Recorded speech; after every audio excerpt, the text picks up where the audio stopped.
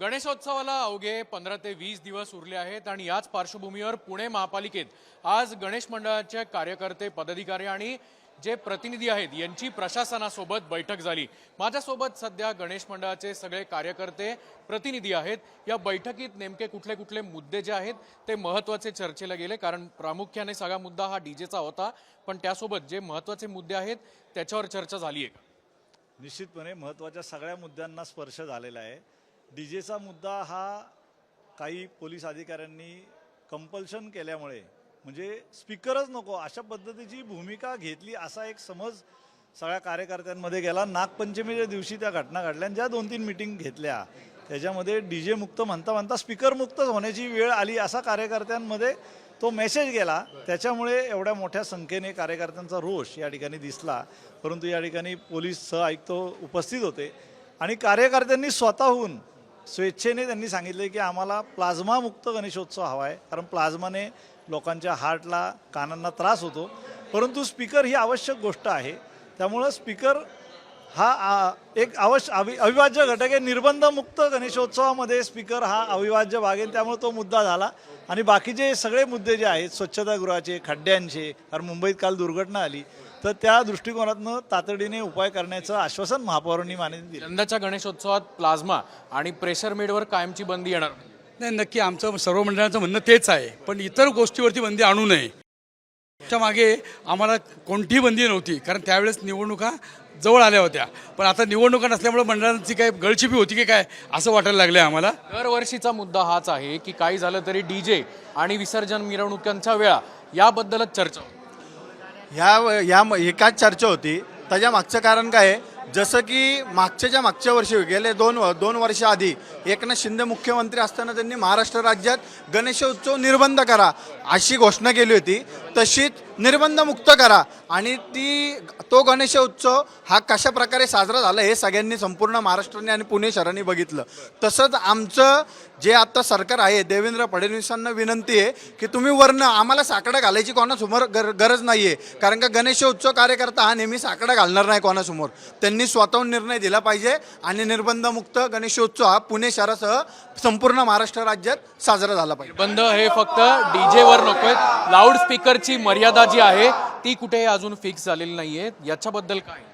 आमची मुख्यत्वे मागणी अशीच आहे की प्लाझ्मा हा राक्षस आहे, तो राक्षस हद्दपार झाला पाहिजे आणि डीजे जो ब्रँड डीजे असतो, गणेश उत्सवाच्या व्यतिरिक्त पण सण आहेत त्याच्यावर पण बघा, काही गणेश मंडळांचे कार्यकर्ते हे नियम पाळतात, नियम पाळून सुद्धा पोलीस त्यांच्यावर गुन्हे दाखल करतात। उदाहरणार्थ मेहरबान कोर्टाने जे सांगितलेलं आहे, पर्यावरणवाल्यांनी जे डेसिबल मशीन पोलिसांना दिलेलं आहे मोजायचं, तेच ग्राह्य नसल्याचं सांगितलं आहे। मग ह्याचं पण पर्यावरणवाल्यांनी कुठंतरी डेसिबलच्या बाबतीत, त्याच्या बाबतीत पण बोला ना, कारण की आपण नॉर्मल जरी बोललो ते डेसिबल ग्राह्य धरलं जातं 30। मग जर 30 डेसिबल मशीन ग्राह्य धरतं, मग नक्की आवाज कुणाचा ग्राह्य धरायचा, मशीनचा ग्राह्य धरायचा का येणाऱ्या क्राऊडचा ग्राह्य धरायचा? अनेक वर्षांपासून हा गणेशोत्सव तुम्ही अनुभवताय, यंदाचे मुद्दे तेच आहेत, पण त्याच्यावर काही समाधानकारक उत्तर प्रशासनाकडनं मिळालेलं आहे? मागच्या वर्षी मिळालं होतं, बेलबाग चौकाकडून पूर्व भागाकडे जाणारा रस्ता आम्ही बंद करणार नाही असं त्यांनी आम्हाला आश्वासन दिलं होतं। थोड्याफार प्रमाणात ते पाळलं गेलं, परंतु ज्यावेळी रस्ता बंद झाला आणि आम्हाला त्यावेळी कॉल आले, त्यावेळी आम्ही तिथे गेलो, प्रत्यक्ष पाहणी केली, त्यावेळी तिथं उपस्थित असलेल्या अधिकाऱ्यांना त्या निर्णयाबाबतची माहितीच नव्हती। ACP दर्जाचे अधिकारी होते, मग त्यांना बाकीच्या तिथं जे इन्स्पेक्टर दर्जाचे त्यांनी सांगितलं की सर असा मुद्दा चर्चेला आला होता आणि त्यात हे मान्य करण्यात आलं होतं।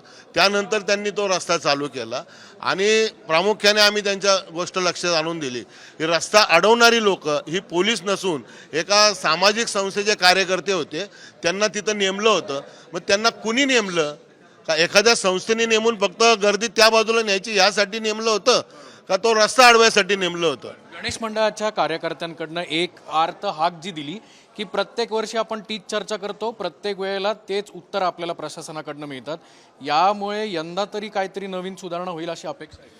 दरवर्षी आम्ही कार्यकर्ते एक जोश घेऊन येतो, दरवर्षी आम्ही हेच म्हणतो अभी नहीं तो कभी नहीं, पण गेले 5-6 वर्ष आमचा अभी नहीं तो कभी नहीं। ह्या वर्षी काय होईल असं काय वाटत नाही, कारण फक्त शब्दांचा खेळ खेळला जातो, कुठलाही ठोस शब्द दिला जात नाही. परत उद्या जे पक्षाधारी आहेत, जे पोलीस प्रशासन आहेत, ते मिटिंग करतील, वेळ काढूपणा करतील, आणि शेवटी जेव्हा आम्ही वैयक्तिक जेव्हा त्यांच्याकडे जातो की काय ठरलं, तर तेव्हा आम्हाला धमकावण्याचे प्रकार होतात. बैठकीचं साफल्य झालंय का? आत्ता तरी काही वाटत नाही. मुख्य कार्यकर्त्यांचं म्हणणं, एक 10 कार्यकर्त्यांना बोलून दिलं, सगळ्या कार्यकर्त्यांच्या जे काय भावना होत्या त्या स्पष्ट त्यांना व्यक्त करता आल्या नाही. काय म्हणणं आहे? नमस्ते सर, प्रामुख्यानं माझी एकच मागणी होती. आम्ही पुणे जिल्हा साऊंड संघटनेचे पदाधिकारी आहोत, मी कार्यकर्ता आणि अध्यक्ष आहे. तर आम्हाला देखील आमचं म्हणणं इथं पोलिसांसाहेब महापौर मॅडमच्या समोर मांडायचं होतं, परंतु आम्हाला ते मांडता आलं नाही. आमच्या संघटनेची परवा दिवशी मीटिंग झाली हडपसरमध्ये मनीषा लॉन्सला. तर त्या पहिला प्रश्न तुम्हाला हा आहे की प्लाझ्मा आणि प्रेशर मीडवर तुम्ही बंदी, जर गणेश मंडळ आग्रही असतील तर तुम्ही त्याला तयार आहात? 100% आमच्या संघटनेची प्रामुख्यानं मंडळांसोबत जाण्याची तयारी आहे. आम्ही सर्रास आमची नियमावली झालेली आहे. आम्ही प्रामुख्यानं प्लाझ्मा सिस्टीमला पूर्णपणे बंदी केलेली आहे. त्याचबरोबर कर्णकर्कश आवाज आमच्या संघटनेच्या मार्फत मंडळांनी जरी मागितला तरी आम्ही देणार नाही आहोत. एक चांगली गोष्ट झाली आहे की पुणे जिल्हा साऊंड आणि लाईट जनरेटर असोसिएशनने हा सगळा मुद्दा जो आहे त्याला प्लाझ्मा आणि यांनी पण बंदी केलेली.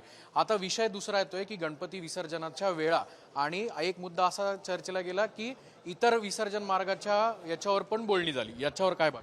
आता गणपती विसर्जनाचं तुम्ही सांगितलं की मानाचा पहिला गणपती सकाळी काहीतरी 7ला मागच्या वेळेस डिक्लेअर केलं होतं, पण तो 7ला तर निघत नाही. बरं ठीक आहे, 7 ते मागच्या वेळेस बऱ्यापैकी लवकर झालं होतं मानाची पास. नंतर दगडूशेठ गेला होता. म्हणजे दगडूशेठ गेल्यानंतर जे बाकीचे सर्वसामान्य मंडळ सोडली गेली पाहिजेत ती सोडले जात नाही. ती कोणाच्या तरी प्रेशरमध्ये येऊन का कशामुळे ते आम्हाला माहीत नाही, पण त्यांना तो न्याय तो दिला जात नाही. आणि यावेळेस जोगेश्वरीचा बोळ असेल, जो आपलं तुळशीबाग जी लेन असेल, तिथं त्यांचं काहीतरी संकल्पना आहे की एवढीशा छोट्या जागेत कसला तरी स्टेज उभारून काहीतरी कॅम्प करायचा. कॅम्पचं तुम्ही बोलायला गेलं तर दगडूशेठचा ऑलरेडी हेल्थ कॅम्पचा एक त्यांच्या मंडळावाशी असतो, ICU सेंटर असतं त्यांचं. तुम्हाला हेल्थ कॅम्पच करायचं असेल तर आजूबाजूला नुमई शाळा आहे तिकडे करा, बाजूला बऱ्याच मोकळ्या जागा आहेत तिकडे. शासनाकडे तुम्ही ज्या मागण्या आता केलेल्या आहेत त्या पूर्ण होतील अशी अपेक्षा आहे का? नाही, निश्चित. आता आम्ही तर आमची मागणी केलेली आहे. दरवर्षी मंडळाचा कार्यकर्ता मागणी करतो, परंतु यात मुख्य होतं काय, दरवर्षी अधिकारी बदललेला असतो, प्रशासन बदललेला असतो, जो तो येतो आपला नवीन नियम, स्वतःचा नियम आणतो. शेवटचा प्रश्न, काय मागणी आहे आणि प्रशासनाने काय करणं अपेक्षित?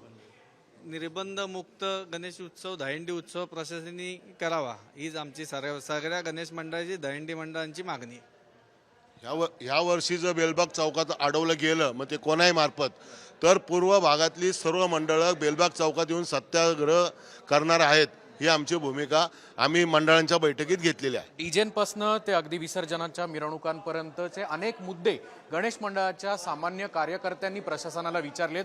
दरवर्षी या बैठका होतात, दरवर्षी चर्चा केली जाते, मात्र कुठलंही सबळ आणि ठोस श्रमसाफल्य असं जे काम आहे ते प्रशासनाकडनं केलं जात नाही असा आरोप आहे. त्यामुळे यंदाच्या गणेशोत्सवात गणेश मंडळांकडनं जे झालेले प्रश्न आहेत, जे झालेल्या सूचना आहेत, याच्यावर यंदा तरी प्रशासन काही ठोस आणि एक भूमिका कायमस्वरूपी घेतं का हे पाहणं तेवढंच महत्त्वाचं असेल. कॅमेरामन किरण काजळेसह अक्षय बडवे, साम TV न्यूज, पुणे.